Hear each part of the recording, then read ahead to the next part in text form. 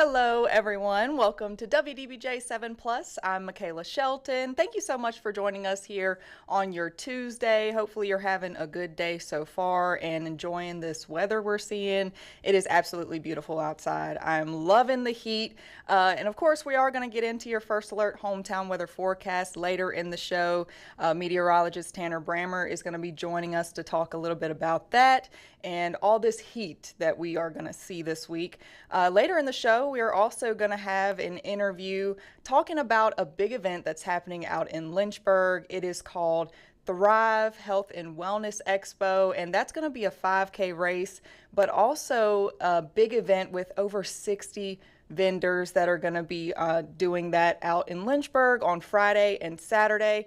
But of course, first we want to take a look at your top local headlines for today. And we're going to begin out in Danville, where there were no injuries after a house fire. Now, at around 9 o'clock Monday night, fire crews responded to a home on Ricketts Street where they found a fire coming from the kitchen. Firefighters were able to put it out and keep it from spreading anywhere else. No one was home at the time of the fire. Crews are now working to determine the cause, and we'll keep you updated here on our website and throughout newscast.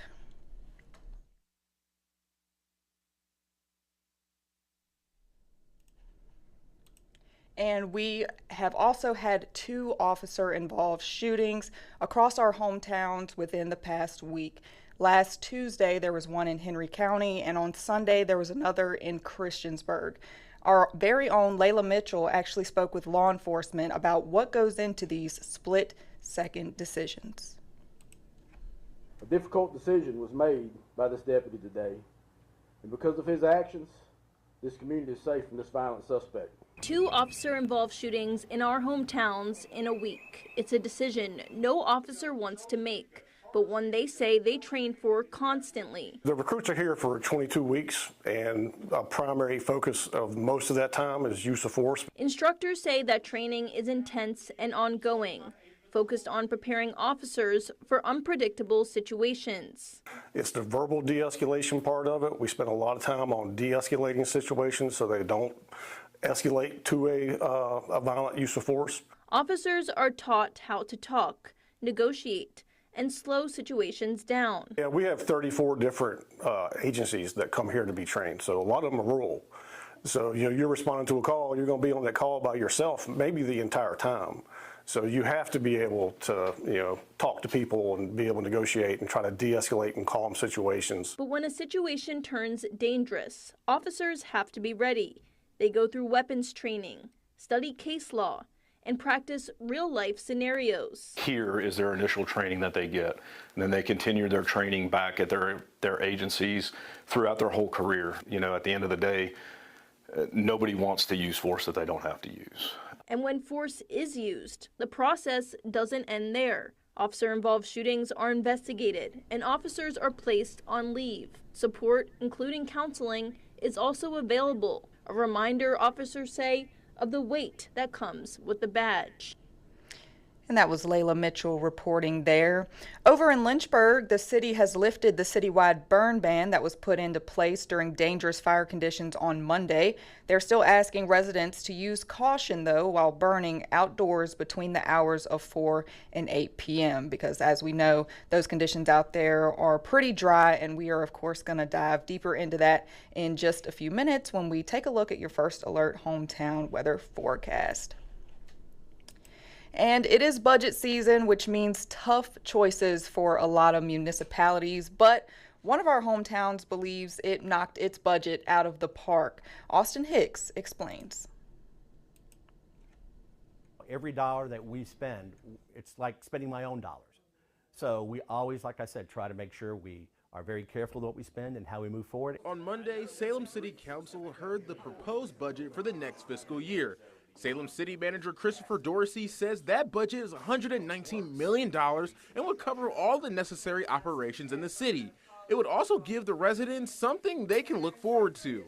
For this year, we have been able to trim our numbers, give the school the money they needed, and also still come out with being able to lower our real estate tax by 2 pennies. You heard that right. There's a 2-cent tax decrease proposed in this year's budget. This all comes despite the loss of the Yokohama tire factory and the jobs that went with it. The business brought in $1.5 million in tax revenue to the city every year. Yes, we've done some selective budgeting. We've looked at certain things that, can we wait another year to do this? Can we, slide this to the side for now? But you don't want to defer things because that's really gets you in a hole. Having national events like the Division III Women's Basketball National Championship gives the city extra cash they can use to fund city operations. It helps with our emissions taxes that we have for all these different things. It helps our economy. It helps our restaurants. It helps our hotels. It helps all those different things to get all those people to come to Salem to enjoy that. The final budget will be approved in May. In Salem, Austin Hicks, WDBJ 7. And we'll, of course, keep you updated with that. And as you've probably heard, more and more Virginians, especially in rural areas, are desperate for the health care they cannot afford. So in this week's Target 7 report, our very own Joe DeShiel visited a clinic out in Fishersville where hundreds of people waited for hours to get the care they need. Meet Donald Lee Dillard. I came here to give me an eye exam because I was getting migraines and I knew I needed glasses. Jennifer Trippier. Today I saw medical for the first time, and they were superior. And Aaron Miles and Brianna McLean. We both came to get some dental work done and to look at insurance and some chiropractors. We'll hear more from them a little later, but first a closer look at Remote Area Medical, an organization that will provide free care to thousands of people this year at 35 pop-up and 69 telehealth clinics across more than 20 states. It's 5:45 in the morning and patients are waiting for the doors to open. Many arrived hours earlier to secure their place in line, and most are passing time in their cars as the sun rises over the Augusta Expo site near Fishersville. By late morning, the site is buzzing with more than 400 volunteers, including healthcare providers and support personnel. At the center of the main room are 40 dental chairs, twice the normal number. Dr. Greta Whiteside is a supervisor for the Carilion Clinic General Practice Residency Program. I'm acting here in triage, just kind of helping patients figure out what they need. And she's one of 14 Carilion team members who are volunteering here. They will see it all during 2 long days at the clinic.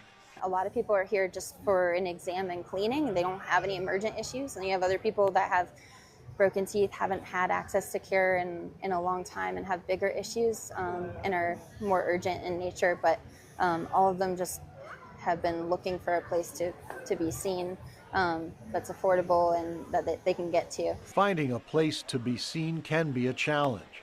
There's a shortage of healthcare providers across the Commonwealth. In rural Virginia, the federal government has designated more than 80 jurisdictions primary care health professional shortage areas, and the state estimates it would take more than 190 primary care physicians to meet the need. Lindsay Allison has worked on 7 or 8 large clinics in the year she's been with Remote Area Medical, and she served as the clinic coordinator in Fishersville. It doesn't matter where you look, there are always some barriers that come across in some way, shape, form, or fashion. Right. Whether you don't have any providers in the area, whether you have insurance but you can't afford to use it, or you just don't have insurance to get you in anywhere. I just feel like community care is such an important part of what we do as doctors, physicians, period. Dr. Megan Moore is an optometrist who lives in Roanoke and practices in Lynchburg. She's been volunteering with Remote Area Medical for 2.5 years. There's a reason we're called providers. We're here to provide for our community, and there's just people that can't afford to get into your clinics, and so if they can't afford to come in to get you, then you have to kind of go out to find them. Joining Dr. Moore is her 20-year-old daughter, Carly Bishop, a student in construction engineering at Virginia Western Community College. She's on her 5th or 6th clinic with her mom, helping with pre-testing, including eyeglass prescription and pressure checks, and helping patients through the process. Most of these places that we go, there isn't but maybe one urgent care, if that. There's not very many physicians in any field, so it is so great to have so many physicians from all different scopes come in together and work so well with each other. Donald Lee Dillard was a first-timer at the RAM Clinic. So what does it mean to you that they have this clinic here, that you're able to come here and get that care. Oh, it's a big help for everybody. I didn't expect these many people, but they do a good job. Jennifer Trappier was making her third visit. I'm a senior citizen, and Medicare doesn't cover dental and vision, and that can be prohibitive for a lot of us. And so to be able to come and get your teeth cleaned, to get a new pair of glasses, for them to monitor the condition of your eyes and all is really helpful. Aaron Miles and Brianna McLean waited for about 4 hours before learning they wouldn't be able to get their teeth cleaned as they had hoped. But they found other services and told us they were grateful the clinic was there. He has insurance, but I don't. I've had a hard time.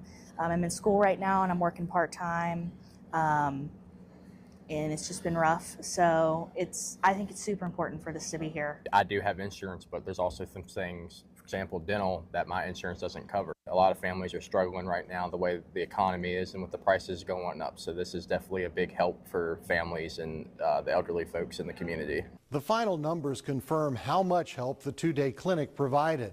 In all, 560 patients received care valued at more than $439,000. Impressive totals that help to define the gift and the healthcare gap that remains. Joe DeShiel, WDBJ7. All right, great report there by Joe DeShiel. And if you happen to miss it or want to see any other Target 7 reports, make sure to check that out over on our website. And you can also go under the WDBJ 7 Plus tab, and they do a Target 7 special every month recapping all of the investigative reports that they have been working on for the month. So definitely check that out and stay with us, because when we come back from this quick break, we are going to take a dive into your First Alert hometown weather forecast. Meteorologist Tanner Brammer is going to join us to talk about this heat that we're seeing and everything you need to know for the rest of your week. Stay with us.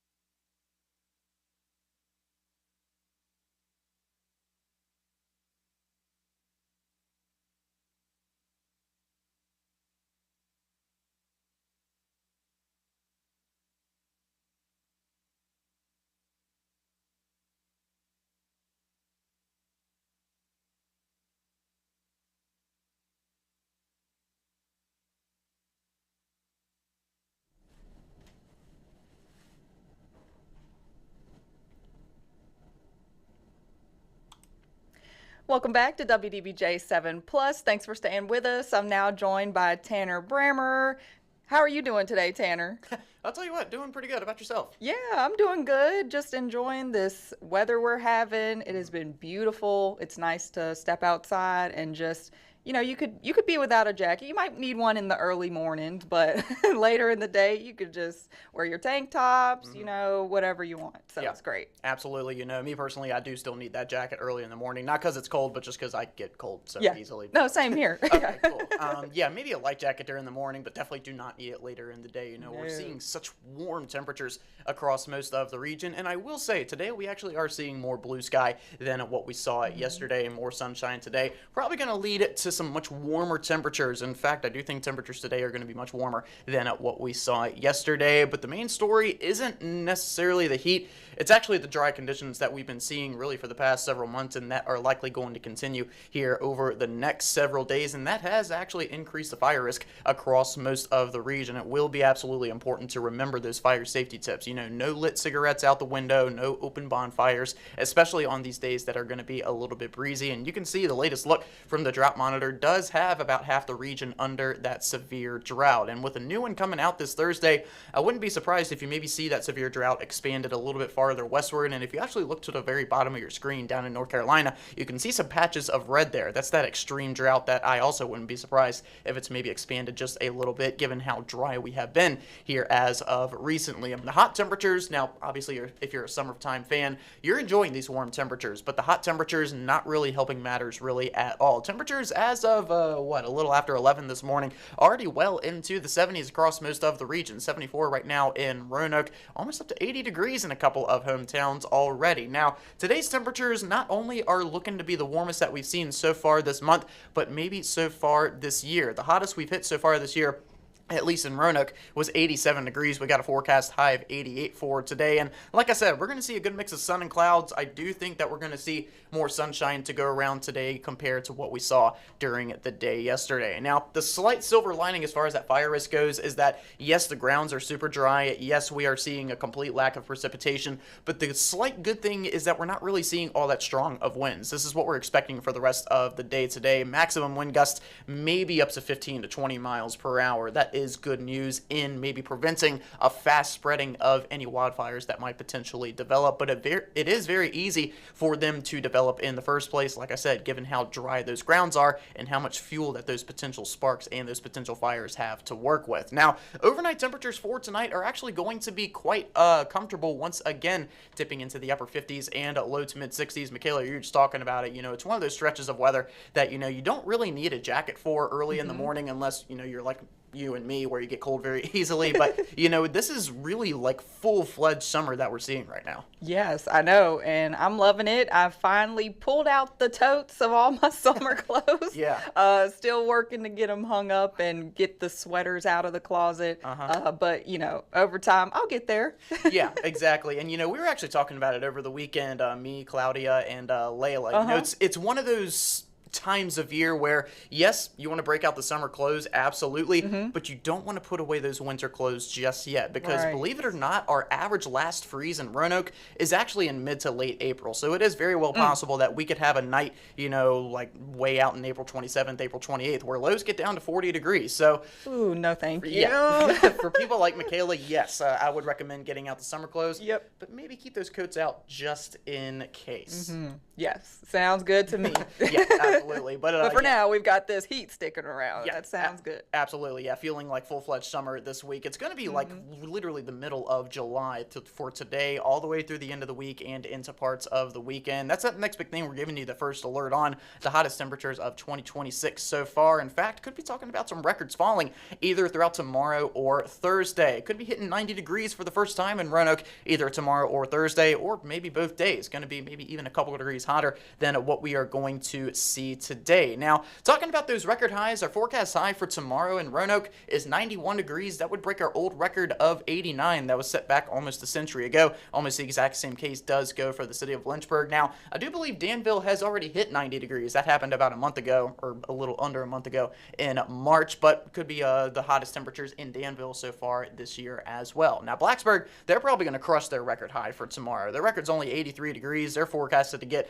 up into the mid to upper 80s. So, like I said, going to be a very unseasonably hot stretch of weather going into the end of the week. But we might have some slight, and the key word there is slight, relief on the way going into the weekend in the form of a cold front. Now, As you can see, it's not going to have a lot of moisture to tap into. The majority of the energy is going to be up toward the northeast. That's where the most rainfall is going to take place. But we could still see a few scattered showers here and there as that cold front does move through Saturday night into early Sunday morning. And while it's definitely not going to bust that drought or maybe even put any noticeable dents in that drought, we'll honestly take anything we can get at this point in time. But you look at the weekend forecast and you can really see the difference that that cold front is going to bring into the region. We got low to mid 90s expected on Saturday. Cold front comes through Saturday night. That's going to drop highs by a good 15 to 20 degrees during the day on Sunday. But I talked about this a few times yesterday. Even Sunday's daytime highs, even though they're so much cooler than what we're going to see every other day this week, still technically above average. Average high is only 69 degrees, so that just puts into perspective how doggone hot we are as of right now. Upper 80s, low 90s expected all the way through the day on Saturday.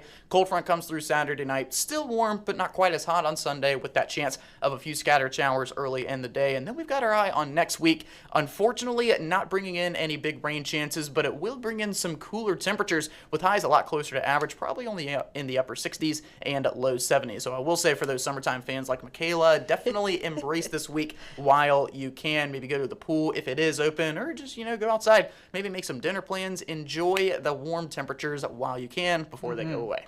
Yes, you know what I'm seeing here? It looks like I'm just super lucky because I actually head to Florida on Sunday when those temperatures start to drop right there, going into the 40s. So I'm good. So you can boogie on out right as it cools back down. Yes, exactly. I'm going to be staying, hopefully, all week into next week. I'll be here in the 90s, and then I'll be next week in Florida, 80s. It's looking like right now. So if you don't mind me asking, where in Florida are you going to be going? We're going to the Fort Lauderdale area. So kind of, down on the south end. Yeah. So and I've never been over there. So yes, exactly. So yeah, I've got my, my summer outfits picked out already.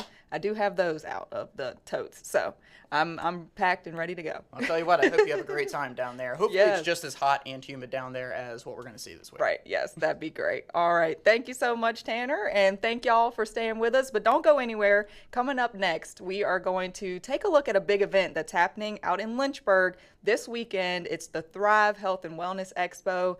And that has got a lot of exciting things going on. There's also a 5K race. So we are going to talk all about that right when we come back. Stay with us.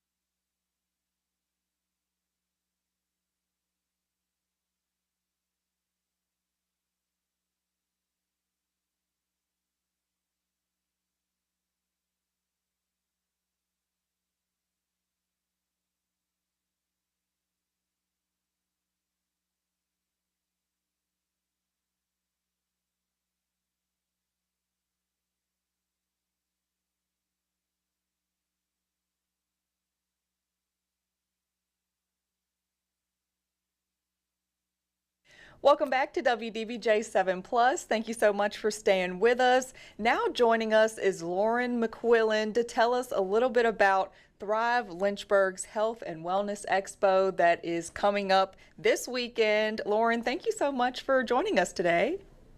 Thank you for having me. Yeah, So we're rolling into the weekend of April 17th and 18th, where we'll be hosting the Thrive Health and Wellness Expo in conjunction with our Run for Their Lives 5K, hosted by Freedom 424. And I'm just thrilled that you guys are willing to talk to us about it. Yes, absolutely. Same here. It sounds super exciting, but for those who don't know, just give a little bit of, background and what people can expect from this Health and Wellness Expo. Okay.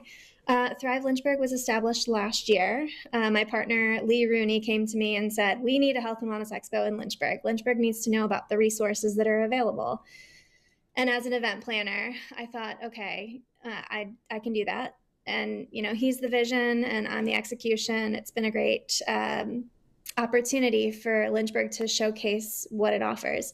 Right now, we have over 65 health and wellness vendors that are signed up to be present on Friday evening and Saturday morning at the Run for Their Lives / health and wellness event. And they're going to be exhibiting their services, their resources, their practitioners. We're going to really introduce Lynchburg to mental, physical, relational, all of the vectors of health and how they can benefit. Right, that's awesome. And you said 65 vendors. I know you can't name them all, but maybe kind of just give an idea of some of the vendors that people can expect. Sure. We have so many, but at the top of our list right now are some of our larger booth holders. We've got Forest Wellness, MD. We've got Virginia Sport and Spine. We've got Elhart family. They provide services for children who have been moved into foster care and are experiencing trauma, help parents understand how to parent them through really difficult circumstances. We've got Kaya Health. We've got the Pink Flamingo Play Cafe, and they'll be representing us as our influencer this year, Rachel Queen. We have Pinnacle as one of our sponsors, talking about financial health and wellness and how that affects your mental health. We have Empower Counseling, Blackwater Counseling. We have Moser Made, which is a bee farm out in Forest, and New London Farms, who grow and provide grass-fed meats. So the scope is large. Everything from how you move your body, what you put into your body, and how you treat your mind, and how your community can be a big part of that. Right. Yeah, it sounds like a super wide variety, something for everyone. Just talk about the importance of having an event like this so that, your local businesses can get more exposure, and also how it helps the people going to have this, awareness and informative experience. Yeah. I think in the age of the internet,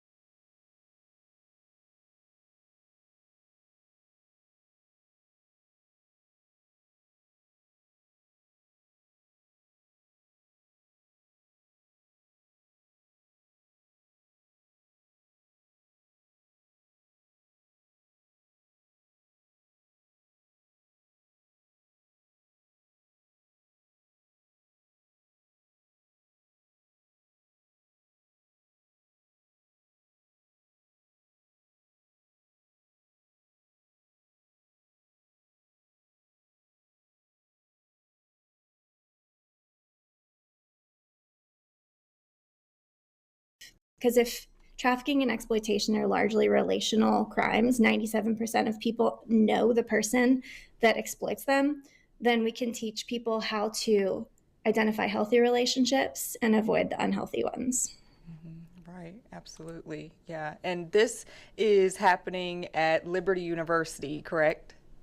That's right. We're on Liberty Mountain Drive, just below the monogram. The race itself takes place on Liberty Mountain Drive. We shut the road down. People will run back towards Candler's and then out towards Oddfellows, and then return for a free pancake breakfast in front of the indoor track facility. And then we'll roll right into the Health and Wellness Expo. So lots of fun stuff planned. Yeah, awesome. And how long have y'all been doing this? Well, the Run for Their Lives event has been established for over 15 years. It has moved courses a couple of times. It's been at Liberty for 6 or 7 years now. Thrive Lynchburg is something that we developed last year. So in looking for the right fit for a Health and Wellness Expo, we decided that, Freedom's work it's based on the health and wellness of the community, right? We are seeking that for our community at large. And all of the vendors that we bring in for Thrive are doing the same, just in a different way. So this established 5K has been a really great breeding ground for the first couple of years of Thrive. And we love the symbiotic relationship that they have. No, that's perfect. What better way to bring together getting active and healthy, but also, a good cause as well. So that sounds amazing and super exciting. What would you tell someone who might be watching to get them to come out this weekend? It's free. Right. There you go. It'll be great. Food options, lots of education opportunities. Several of our providers are going to be presenting for 30 minutes on topics like hormone health and VO2 max and longevity. And Freedom's presenting on Human Trafficking 101 and how to recognize the red flags in your community. So everything from social to physical to individual health and resources available. And then the first 250 people that attend on Saturday morning will get a swag bag that's full of really good stuff. We love the freebies, and our community has really come through in providing them for us. So it pays to be early. Last year we had implementations on site, including a massage chair. We had somebody who was just doing massages all day long, come get a quick massage. We had Botox injections, courtesy of Windhurst Aesthetics. So if anybody's looking to freshen up, look good, feel good, that's part of health. We are going to have all kinds of different things. A honey tasting by Moser Maid, just good energy, right? People who are like-minded, who want to pursue being the best version of themselves for their community. Yeah, and I think there is such a big movement right now that, people actually want to know what is in my food, my beauty products, everything, because there is so much junk out there. And so this is a place where you can really get to the root and get to local, grown here and work that's done here. And you can find all of that out, which is great. So awesome. Yeah. If anyone does want any information or, find out more about this, where can they go to do that? They can go to thrivelyh.com to learn about our whole vendor list, to find out who is sponsoring this event, and to understand what our expo map looks like and what the timing of the event looks like. We do have 2 races that kind of anchor this event. I talked about the 5K, but we have on Friday night, there's a kids 1 mile run. So if anybody's got kids that they want to run ragged and then take home and put in bed, that's a great opportunity this Friday night at 7 p.m. to get your kids out, be active, start those habits for healthy living early. And then Saturday morning at 9 a.m., we'll have the 5K, and that's for any age individual, but, we do provide something for everybody. Right, perfect. Yeah, it sounds super fun and just like a jam-packed weekend. I love to see that come here to Lynchburg. Lauren, was there anything else you wanted to add at all? No, we just appreciate any community support. So if you have free space in your calendar and want to come check us out, I promise that you'll have a good time.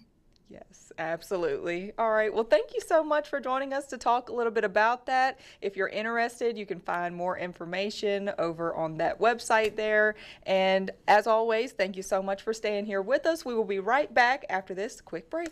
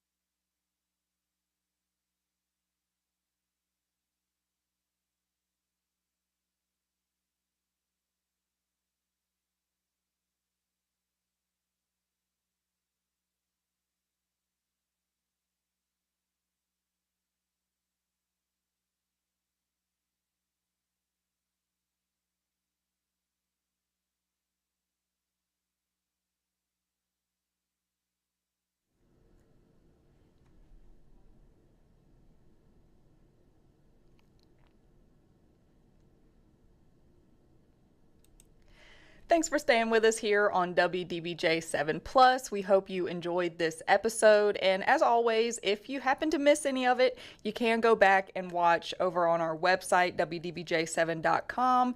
And also, you can check us out on our streaming platform, which is on your smart TV and your phone. Anywhere you get newscasts, you can watch this back. And you can check out our other WDBJ 7 Plus shows. We have one coming up at 2 o'clock. That's our weather show, where our meteorologists take an even deeper dive into your forecast, but also talk about some other neat topics as well. And then at 6:30, we have our hometown sports huddle, where the guys just get together and talk all things local sports. It's a really cool show that you should definitely check out. And again, that is over on our website under the WDBJ 7 Plus tab. And then if you have a smart TV as well, you can go to our WDBJ 7 app and then over to the WDBJ 7 Plus tab on there as well. And definitely make sure to check out our noon newscast, which starts here in about 20 minutes now. You're definitely going to want to check that out, and the rest of our newscast throughout the day as well. So thank you all so much for watching, and I hope you have a great rest of your Tuesday.